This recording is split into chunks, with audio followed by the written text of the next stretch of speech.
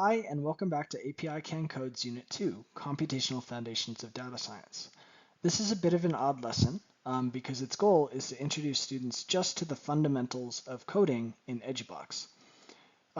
Most classes can probably benefit from this unless students have specifically worked with EduBox before, because this will point out some things like even if they know how to do certain things in Python or general code, where to find those blocks in EduBox and how to use them. And if a class has less experience with coding in Python, then this is a good fundamental introduction to some of the basic concepts. One note here is that this lesson can fit sort of either before 2.3 or 2.4. Those are sort of our recommended places for them. The other note is that some of the material in this lesson does overlap with lesson 2.3 just a little bit. So if students have already created an account, for example, over there, they don't need to do that again here. So this, we do recap lesson 2.3 here. Last lesson we learned about the JSON format, and we did some debugging on a program with the Mario Kart dataset in the last exit ticket. The first thing to do today, if students haven't already done it, is create an account in EduBox. They can do this by going to app.edubox.org/editor, create an account, and create a new Python 3 project. Now that students have an account, they can clone projects from others. So many of the programs that we're going to have them use throughout this course are linked in the slides. Students can open it and then clone it to their own library. One thing that's trending out in EduBox is the saving. The old version of the app required users to manually save. There is now an autosave feature, so as long as students have cloned a program to their library, they probably don't need to save it, but we do include this in here just in case a student somehow gets into the old version of the app. Finally, a very important thing to do for students is to rename their projects. This is going to help them keep an organized library that they can potentially refer back to.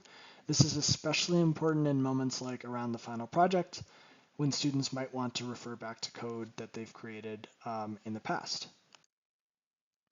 Finally, students can share their projects. They can do this by clicking share, setting the project to public, and copying the link to share with anyone. We use this functionality in a couple different exit tickets, so it's pretty important that students can do it right. On the left, we've got all the blocks we can use to write code. These are organized in the left menu by functions. So you'll notice common categories like variables, statements is mostly used for print statements, and there's some other categories as well, text, math, logic, that's where the conditional statements are hiding.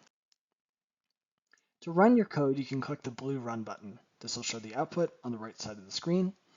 When the code is not running, you'll see the text-based version of the Python code on the right side of the screen instead. So we have this day split into three sections. The first is variables and printing. So we have example code. Students are going to, what this does is create a variable, x, set it equal to 1 in this case, and print just the number stored. In this case, that is 1. So we want students to open this example program and clone it to their own library and also rename it so they remember what it does. Then we want them to run it so they can see for themselves how this works. Under the Variables tab, students can create a new variable by clicking Create Variable. This will bring a pop-up to name a new variable.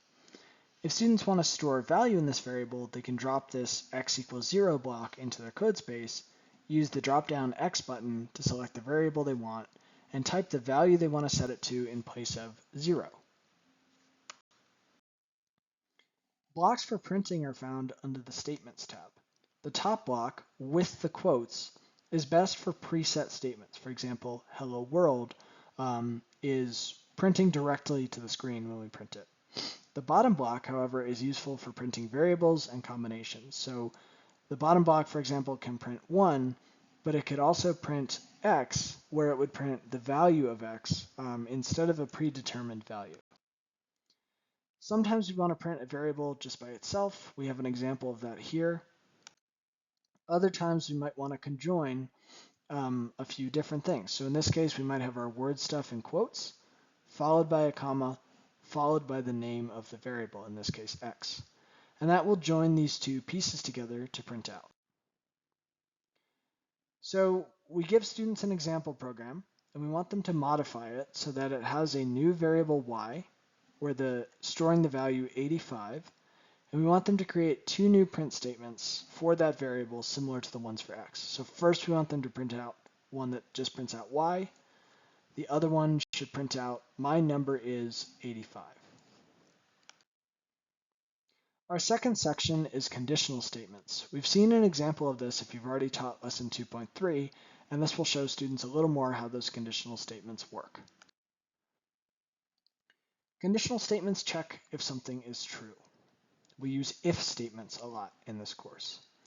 We have an example program here for students that they can clone and rename in their library. First, students will notice that this program creates variables a, b, and c and sets them to different values. It then checks if a is at least 100. If it is, then we print a has 3 digits. And then it checks if b is 100, and if it is, then it prints b has 3 digits. In this case, a is 5 and b is 17. Those numbers are under my face, but they're in the PowerPoint. And so neither of these print statements should actually print out in the program as it stands. A few notes on conditional statements. First of all, they're found under the logic block. They are often green. There's two really important pieces. First of all, the green if block right now just says if true. And we're going to have to put a comparison inside that block, replacing the true. If it just says if true, then it'll always happen. So in this case, the comparison starts as this equals this, but we can modify it to be a variety of different statements. For example, the double equal sign means if this is equal to this. The greater than sign means the first thing is greater than the second thing, and so on and so forth. The example we want students to work with is greater than or equal to. So we give them the example program, and we want them to add a third if statement similar to the first two that checks if c is greater than or equal to 100, and if it is, prints c has 3 digits. Students can use exactly the same structure as the previous two if statements in their code here. They just need to use the drop-down menu in the comparison statement to choose greater than or equal to instead of just equal to. Our third section in this lesson is loops and iteration. First of all, we need to talk a little bit about lists in EduBlocks. Students won't use lists very often through the rest of this course because most of the things we're accessing are JSON files. But for today, we use a list as an example. So this list, called my_list, stores 3 text values. Each of them is a name: Jeff, Georgia, and Frank. The purple for block is an iteration device that goes through each value in the list. So for every I in my list, we're going to print out I. So this program should print out Jeff, Georgia, Frank. Variables stored in a list are stored in order by index, referenced by number, in those square brackets. So for example, my list square bracket 0 would print out Jeff. Students might be a little confused by the indexing if they haven't worked with a programming language that indexes starting at 0 before. But 0 is our first index value, then 1, then 2, and so on. You can have students try this again with print my list 1 and see what happens there. Instead of Jeff, as some students might expect, it'll print out Georgia. For loops can be used in general to iterate through each item in a list by index. In our example program, a counter variable I is used to iterate through this list. Note what happens. First 0 is printed, then 1, then 2. So Jeff, Georgia, Frank. And then the for loop should stop because there's no more observations in the list. For loops can be combined with if statements. So what we want students modifying here is taking our example program, adding a green if statement so that the element of my list, that is I, only prints out if it is Georgia.